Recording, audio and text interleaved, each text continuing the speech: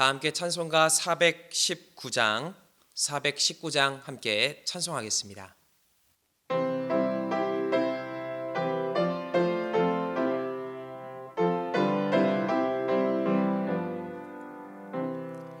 주 날개 밑 내가 편안히 쉬네. 밤 깊고 비바람 불어쳐도 아버지께서 날 지켜주시니 거기서 편안히 쉬리로다. 주 날개 밑 평안하다. 그 사랑 끈을 짜니뇨. 주 날개 밑 내 쉬는 영혼 영원히 거기서 살리. 주 날개 밑 나의 피난처 되니 거기서 쉬기를 원하노라. 세상이 나를 위로치 못하나 거기서 평화를 누리리라. 주 날개 밑 평안하다. 그 사랑 끈을 찾니뇨. 주 날개 밑 내 쉬는 영혼 영원히 거기서 살리. 주 날개 밑 참된 기쁨이 있네. 고달픈 세상 길 가는 동안 나 거기 숨어 돌보심을 받고 영원한 안식을 얻으리라. 주 날개 밑 평안하다. 그 사랑 끈을 찾니뇨. 주 날개 밑 내 쉬는 영혼 영원히 거기서 살리. 찬송가 406장 힘차게 박수하면서 함께 찬송하겠습니다.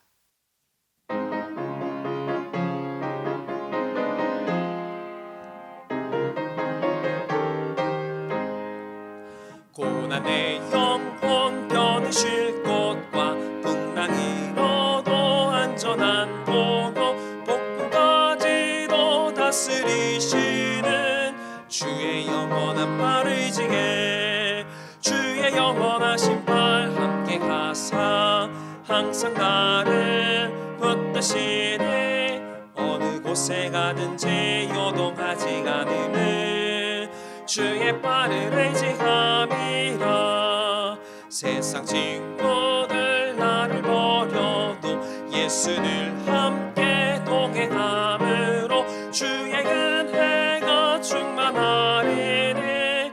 주의 영원한 팔 의지해 주의 영원하신 팔 함께 하사 항상 나를 붙드시니.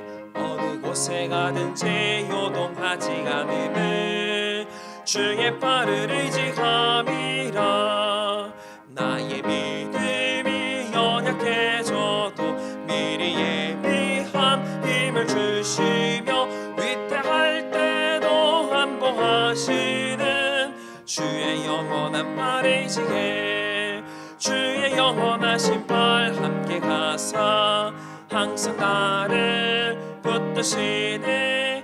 어느 곳에 가든지 요동하지 않음을 주의 팔을 의지함이라. 능치 못한 것 주께 없으니 나의 일생을 주께 맡기면 나의 모든 짐 대신 지시는 주의 영원한 팔 의지해 주의 영원하신 팔 함께 가사 항상 나를 붙드시네. 어느 곳에 가든지 요동하지 않음을 주의 팔을 의지함이라.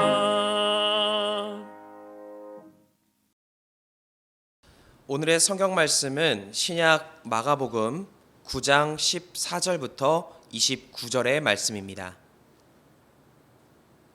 마가복음 9장 14절부터 29절까지의 말씀을 한 절씩 교독하도록 하겠습니다. 이에 그들이 제자들에게 와서 보니 큰 무리가 그들을 둘러싸고 서기관들이 그들과 더불어 변론하고 있더라. 온 무리가 곧 예수를 보고 매우 놀라며 달려와 문안하거늘 예수께서 물으시되 너희가 무엇을 그들과 변론하느냐? 무리 중에 하나가 대답하되 선생님 말 못하게 귀신 들린 내 아들을 선생님께 데려왔나이다. 귀신이 어디서든지 그를 잡으면 거꾸러져 거품을 흘리며 이를 갈며 그리고 파리에 지는지라. 내가 선생님의 제자들에게 내쫓아 달라 하였으나 그들이 능히 하지 못하더이다. 대답하여 이르시되 믿음이 없는 세대여 내가 얼마나 너희와 함께 있으며 얼마나 너희에게 참으리요 그를 내게로 데려오라 하시매 이에 데리고 오니 귀신이 예수를 보고 곧 그 아이로 심히 경련을 일으키게 하는지라. 그가 땅에 엎드려져 구르며 거품을 흘리더라. 예수께서 그 아버지에게 물으시되 언제부터 이렇게 되었느냐 하시니 이르되 어릴 때부터니이다. 귀신이 그를 죽이려고 불과 물에 자주 던졌나이다. 그러나 무엇을 하실 수 있거든 우리를 불쌍히 여기사 도와주옵소서. 예수께서 이르시되 할 수 있거든이 무슨 말이냐 믿는 자에게는 능히 하지 못할 일이 없느니라 하시니 곧 그 아이의 아버지가 소리를 질러 이르되 내가 믿나이다. 나의 믿음 없는 것을 도와주소서 하더라. 예수께서 무리가 달려와 모이는 것을 보시고 그 더러운 귀신을 꾸짖어 이르시되 말 못하고 못 듣는 귀신아 내가 내게 명하노니 그 아이에게서 나오고 다시 들어가지 말라 하시매 귀신이 소리 지르며 아이로 심히 경련을 일으키게 하고 나가니 그 아이가 죽은 것 같이 되어 많은 사람이 말하기를 죽었다 하나. 예수께서 그 손을 잡아 일으키시니 이에 일어서니라. 집에 들어가심에 제자들이 조용히 묻자오되 우리는 어찌하여 능히 그 귀신을 쫓아내지 못하였나이까. 이르시되 기도 외에 다른 곳으로는 이런 종류가 나갈 수 없느니라 하시니라. 아멘. 할렐루야. 오늘 이 새벽 하나님의 은혜와 사랑을 경험하는 복된 시간 되시기를 주님의 이름으로 간절히 축원드립니다. 종종 우리는 일상생활에서 높은 곳에 있는 물건들을 꺼내려 할 때가 있습니다. 평소에 잘 사용하지 않던 그릇들을 높은 찬장 위에서 꺼내는 것입니다.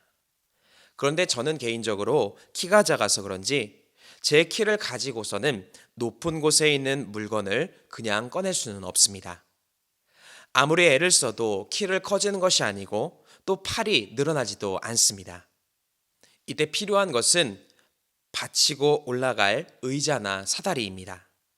그것을 받치고 그 위에 올라갈 때에 높은 곳에 있는 물건들을 꺼낼 수 있는 것입니다.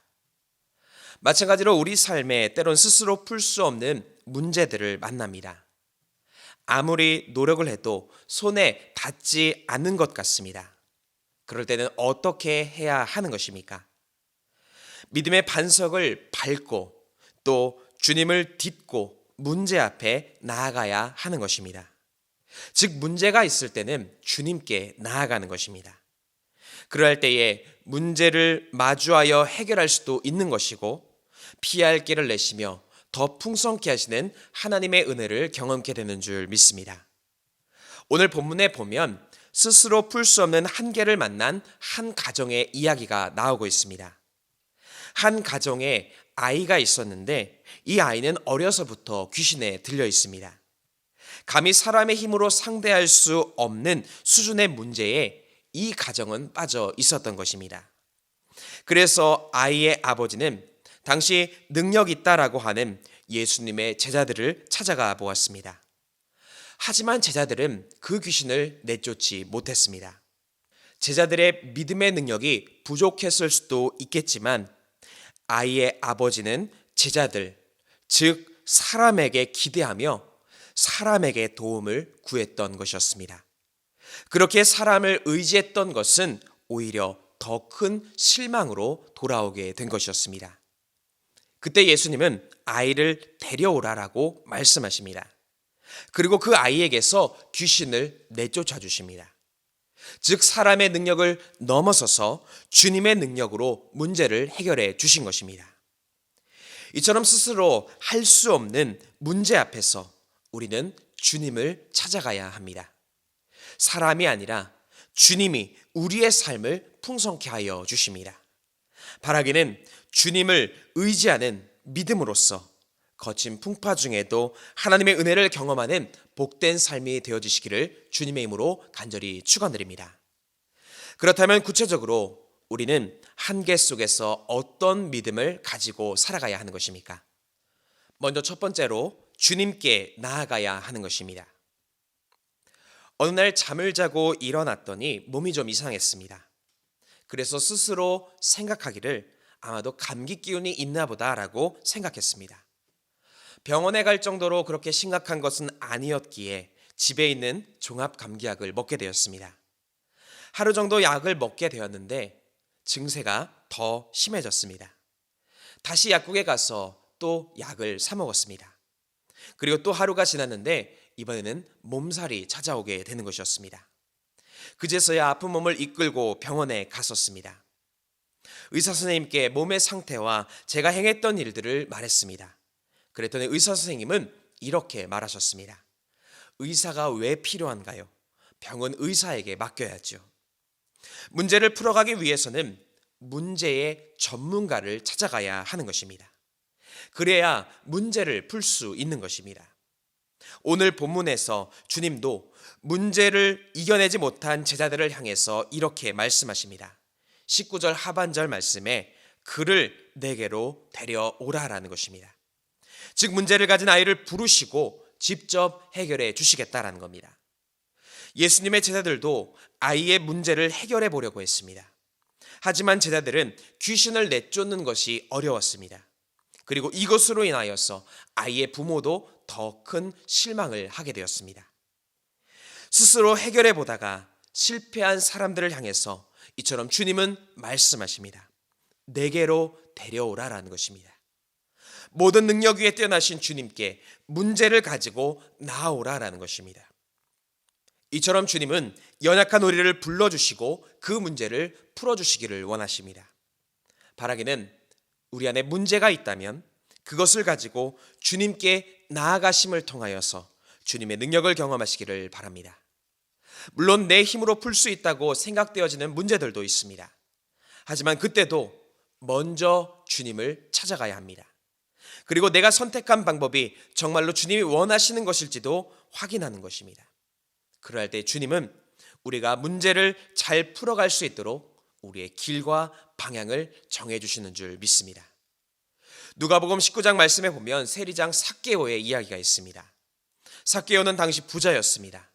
하지만 그는 사람들에게 미움을 받았기에 외로운 삶을 살아갔습니다. 그런 그에게 어느 날 예수님의 소문이 들려오게 됩니다. 삭개오는 이 소문을 듣고는 거룩한 궁금증이 생기게 되었습니다. 그리고 그는 그가 가진 궁금증을 머릿속으로만 생각한 것이 아니라 바로 행동으로 옮겼습니다. 누가복음 19장 4절은 이렇게 기록합니다. 앞으로 달려가서 보기 위하여 돌무화과 나무에 올라갔다라는 것입니다. 어떻게 보면 그는 혹시 내가 가진 문제, 혹시 외로움을 주님께서 해결해 주실 수 있지 않을까라는 거룩한 궁금증을 가지고 주님께 나아간 것입니다. 그러자 예수님은 나무 위에 올라가 있던 이 삭개오를 발견하시며 이렇게 말씀해 주십니다. 삭개오야, 속히 내려오너라. 내가 오늘 내 집에 유하여야겠다. 즉 예수님은 문제를 가지고 나온 삭개오에게 함께 해주시는 은혜, 또 위로하시는 은혜까지 베풀어 주셨다라는 것입니다. 마태복음 11장 28절은 이렇게 기록합니다. 수고하고 무거운 짐진 자들아 다 내게로 오라. 내가 너희를 쉬게 하리라. 이처럼 주님은 연약한 우리를 불러주시고 자신의 품에서 문제를 풀어가고 참된 쉼을 얻기를 원하십니다. 이와 같은 주님의 사랑을 기억하시고 오늘도 주님께 나아가는 능력의 삶을 살아가시기를 주님의 이름으로 간절히 축원드립니다. 두 번째로 확신 있는 믿음을 가져야 합니다. 요즘 우리가 사는 세상에는 확실히 보장이 되는 것은 흔치 않습니다. 확실한 수익을 보장한다라는 광고는 많지만 정작 확실한 수익은 나지 않는 것이 사실이기도 합니다. 또한 사회의 많은 뉴스들이 이것이 정말 사실일까라는 의문도 많기 때문에 확신을 가지고 살기는 더욱 어렵습니다. 하지만 그럼에도 불구하고 우리는 한 가지 확신을 분명히 가지고 살아가야 합니다. 즉, 예수님께서 나의 구원자가 되신다라는 이 확신을 가져야 한다라는 것입니다. 십자가에 달려 죽으신 예수님께서 나를 영원한 생명의 길로 인도하실 수 있다라는 확신 있는 믿음입니다. 그리고 그 능력의 주님께서는 지금 내 삶에 역사하시고 응답하실 수 있다라는 확신을 가지고 살아가야 하는 것입니다. 오늘 본문에서 귀신 들린 아이의 아버지는 문제를 가지고 예수님께 나아왔습니다. 그런데 이때 그 아버지에게는 확신이 없었습니다. 그리고 확신이 아니라 가능성을 계산하고 있었습니다. 그래서 그는 예수님께 이렇게 말씀합니다. 22절 말씀에 무엇을 하실 수 있거든 우리를 불쌍히 여기사 도와주옵소서. 하실 수 있으면 한번 해보십시오 라는 연약한 기대를 가지고 있다는 겁니다. 그런데 이때 아버지에게 예수님은 이렇게 말씀하십니다. 23절 말씀에 할 수 있거든이 무슨 말이냐? 믿는 자에게는 능히 하지 못할 일이 없느니라 라는 것입니다. 혹시 할 수 있을까라는 연약한 기대가 아니라 정말로 할 수 있다라는 확신을 가져야 한다라는 것입니다. 그러한 의미에서 지금 우리는 주님께 확신을 가지고 있습니까? 주님이 나를 구원하셨다는 확신, 그리고 앞으로도 나의 삶을 구원의 길로 인도하실 것이다라는 확신을 가지고 살아가고 있으십니까?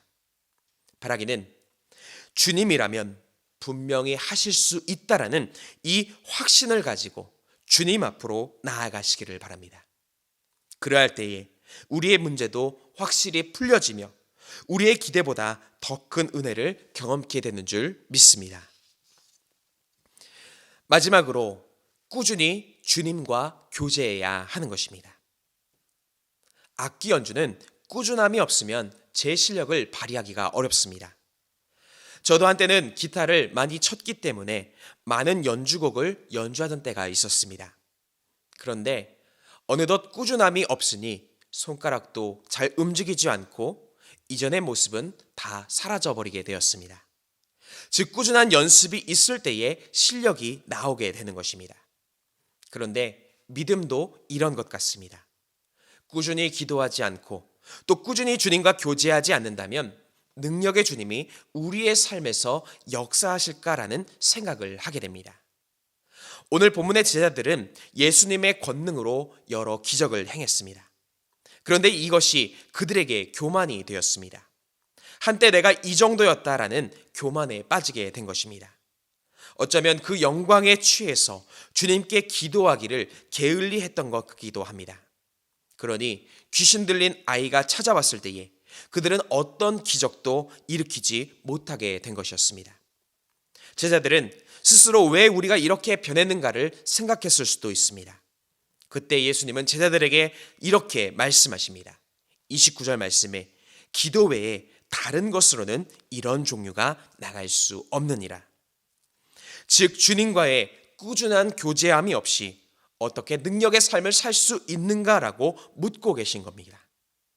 혹 우리도 주님과의 교제가 과거의 추억만으로 남아있지는 않으십니까? 주님은 오늘도 우리와 교제하기를 원하시며 그 교제 속에서 능력을 베풀어 주시기를 원하십니다.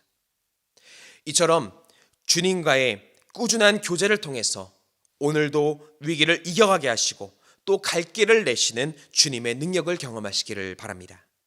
분명 주님과의 교제 속에 주님은 우리에게 말씀하실 것입니다.